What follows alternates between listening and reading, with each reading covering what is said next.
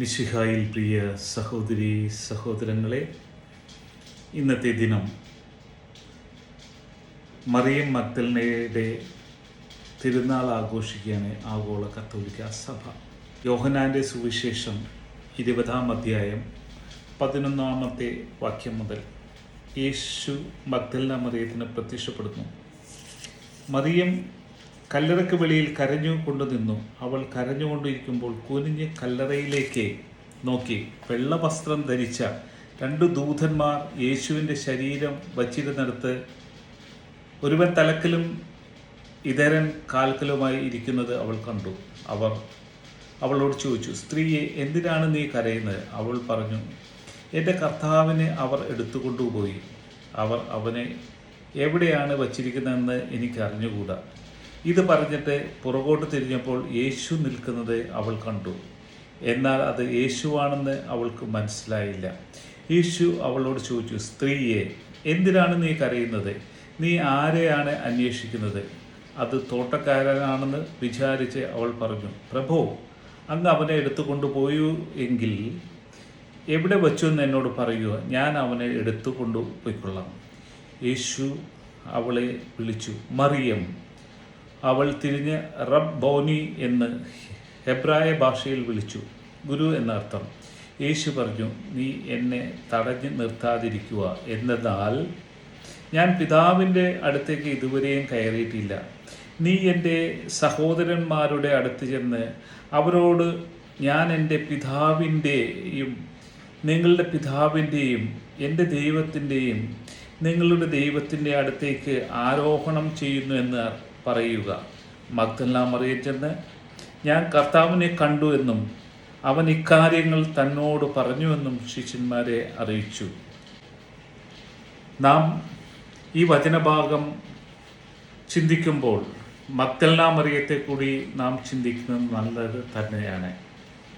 അനുതപിച്ച ഒരു പാപിനിയായ സ്ത്രീയാണ് മഗ്ദലന മറിയം. തീർച്ചയായും കർത്താവായ യേശു നീതിവാന്മാരെയല്ല പാപികളെയാണ് തേടി വന്നതെന്ന സത്യം നാം മനസ്സിലാക്കുക. ഇവിടെ യേശു തൻ്റെ അപ്പോസ്തലന്മാരോട് ചെന്ന് അറിയിക്കുവാനായിട്ട് അപ്പോസ്തലന്മാരുടെ അപ്പോസ്തലയാക്കിയ മറിയം മഗ്ദലനയാണ് നാം കാണുന്നത്.